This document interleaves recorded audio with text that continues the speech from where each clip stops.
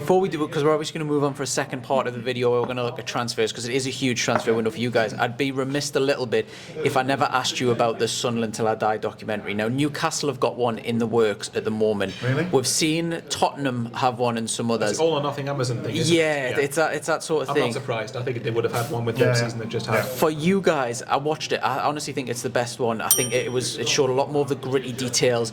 Tottenham and Arsenal, I think, probably. I've not, but I can imagine that they'll be very corporate-y, sort of glossy. It was. Sort of I would imagine with Arsenal, and said quite a lot of it, and it made them look okay and stuff like that. Tottenham with Mourinho was great. You got to see a lot of insight. You're going to get good quality content with Mourinho. But I remember with you guys, it was very gritty, and as a fan, you never really get to see what goes on in dressing rooms behind the closed doors. You always come up with your own interpretations. The Rodwell situation rings out to us, where it showed the whole contract situation with that.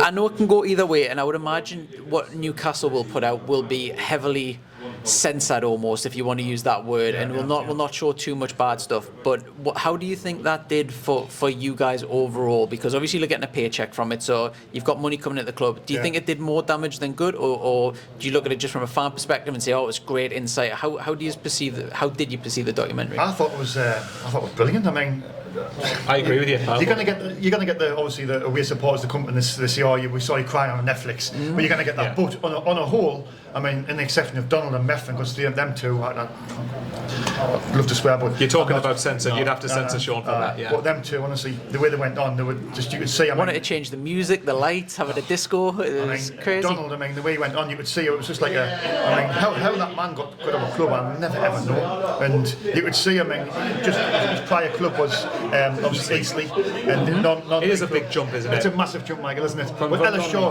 Shaw sold on the club, so it's his fault. I mean, for doing that, really, he could have done one thing and sold to a right person. But I thought, going back to the documentary, I thought it was gripping. I thought it showed us in a good light as well. It showed how passionate the Sunderland fans are. It showed our fans in a good light. It probably didn't show the club in the best light, but how we ran. That's what I was kind of hinting at almost. So obviously, when you're a fan of a club and you've got a documentary like this, it's probably one of two ways. Selfishly, you want to see all this insight and see all this stuff, how it actually goes, but then you want your club to be protected, and you don't want to see it in a bad light. Yeah. Do you think it was detrimental at all for Sunderland, or was it just, you're looking at it just from the fan perspective, or do you think, me, I don't necessarily think it was. I think I'm someone, funny enough, actually rewatching the series right now, funnily enough, because I mean, I'm kind of missing football with the summer going on, but which is how many times have you seen it? Have you seen it a few times then? Enough times to call me sad. But I actually really like a lot of what the documentary shows. I think that, especially in that first season, I think what I loved about showing it was just how rotten the club was in the year we got relegated from the Championship. And I'm someone who stood by it, and I think you'd agree with me that we don't feel the squad we had that year should really have got relegated. But if you look at the culture and you just look at what was going on behind the scenes, it was just an absolutely horrendous car crash, to put it lightly. I mean, you talk about if we're having to censor all or nothing. Imagine if we had to censor Sunderland Till I Die. You'd be having bleeps every 2 minutes. But point is, I think it's definitely gained us more fans. I think from people abroad, I think you've had this as well. We've had a number of people that have said they hadn't had much interest, but the Sunderland documentary made them become a Sunderland fan, which is something. Now that's another little bit of source of income. So I think. I mean, obviously, we've had some comedy. I think looking back, I can laugh at some of the things looking back now, and how I'd like to think the club's in better hands now. But I mean, I don't hate Donald as much as Sean does, but even I admit, look, jump from Eastleigh to Sunderland was just like, no. How we no. And Meffin was just, well, was it David Brent from The Office that keeps getting compared? And I've never even watched it, if I'm honest. But Charlie Meffen's just a. It was all about them. I think in a certain part of the documentary, when it was Meffin and Donald, and it should have been about the club and the fans. Yeah, Meffin especially. Meffin especially. I think it was someone who shouldn't run a football club being shown how to run a football club. I can see what you mean with the David Brent sort of thing. Do you remember the first episode, the second season, where Charlie Meffin's going, you got to try and build people up, get people in, get them going, get the music on. Do you remember? I think was it Oscar Chamberlain who said, "Oh no, it doesn't matter what you do unless you get a PA system," and it was just like a silence for like 10 seconds. It's like, well, this is awkward. Going back to the series, I thought, it's real, isn't overseas it? fans. I mean, it grips like people from abroad who watch the series, and I mean, not being disrespectful to Sunderland, but obviously Man United's and Liverpool's. That's Well, obviously, sort look, of we're the club tiny compared to those clubs, aren't we? Do you know what I mean? But it's put us on the map in a sense. We should have been on the map to begin with, but it's definitely helped put us on. Yeah. Well, here's a lovely story that apparently is true. You know, the guys at Wrexham, Rob McElhenney and Ryan Reynolds. Done wonders for them, the documentaries and everything. They are, but what I was going to say was they were apparently Rob McElhenney, I think I've pronounced his name right, was inspired because of Sunderland Till I Die. We kind of so you're welcome Wrexham. We kind of indirectly eventually led to you getting back in the Football League, I suppose.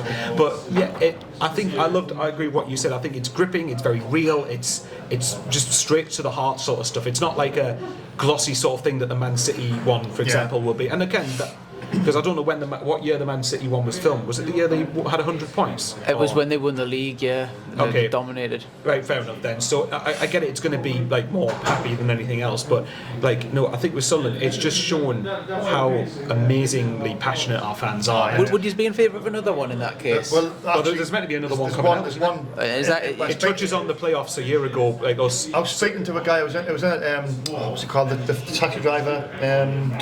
His name's Peter, I think. Peter Farrer. Peter Farrer. Taxi driver. All right, yeah, who's in and it? he sits in the corner where I sit, and he's on the. And I said, "What's happening with the new series?" He went, "Oh," he said, "They finished it. They're just busy, obviously, putting things into place." And I was speaking to the woman as well. The woman I interviewed her a couple of times in the Fans Museum, and she said it's all finished. It's just a case of getting producing it. Basically, yeah. So you're in favour of that then? Yeah, because obviously elevate the on a club good note, it's winning that Wembley. For that'd be brilliant. For once, I'm going to be happy looking at it rather than depressed. If they were filming, I think they were filming this season as well. I'm pretty certain they might have been filming bits for like crowd scenes and because I think from what I heard, apparently is it 2 episodes this last one? But apparently I heard it was 4. Oh, was it? Okay. I heard it was 4. I could be wrong, Michael. I got told off someone who apparently is a bit close. Well, again, she's a bit close with the Full World 73. So this might be wrong. I don't know. But apparently it starts from the moment Lee Johnson got sacked. Apparently. Yeah. Oh God, 6-0 up Bolton. That's going to be. Do you know what's funny, right? It's going to be 4. So yeah, I think I would be in favour of a third series because it'd be nice because you could just condense the 2 seasons down in 2 words. Spoiler: end of season 1, League 1. End of season 2, League 1 again. Yeah. But yeah, it'd be nice for once to have a passionate note. But I think it'll benefit Sunderland showing that day at Wembley, which as much as I hate and detest Alex Neil, every fibre of my being, I'm grateful for him for that day. I'm grateful for him for that day. I'm very grateful for that fact that day happened. And we were super confident as well, Mike. We knew. Not overconfident. We knew we were going to win, didn't we? We just knew. Well, this guy can back me up. I said 2 months before we got promoted we would go up. I tell you what, it was very close as well. You know, it was. But obviously, it was. We wanted to go on this run to just get into that playoffs, didn't we? It was mental by the end. It was like 80. Plymouth finished on 80 points and didn't get the top. But yeah, I think seeing another season, especially with what we're going to be like at Wembley when we've won, I think will put us on the map even more. I hope so. Right, well, I thought I had to ask that just in case. I was curious. So that concludes the season review sort of part. We've got a second video coming out which we're going to look at transfers as well. So if you like all of the content, do the usual, like, follow, subscribe, and stay tuned for the second video.